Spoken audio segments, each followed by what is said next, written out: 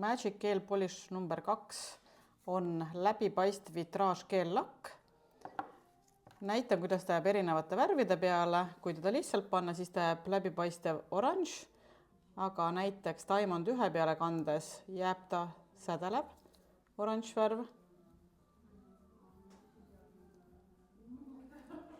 Ta tekitab sellise tooni siis teisele värvile. Siin on tehtud disain ProBase 15 ja Glitter Gel Gold ja lisan selle oranži vitraaži siia peale ja tekib siis ülevalt sädelev oranž ja alt läbipaistev. Kohe uus disain olemas. Ja lihtsalt siis küünele kandes näiteks ProBase 15 peale jääb ta nagu lutsukommi oranž läbipaistev.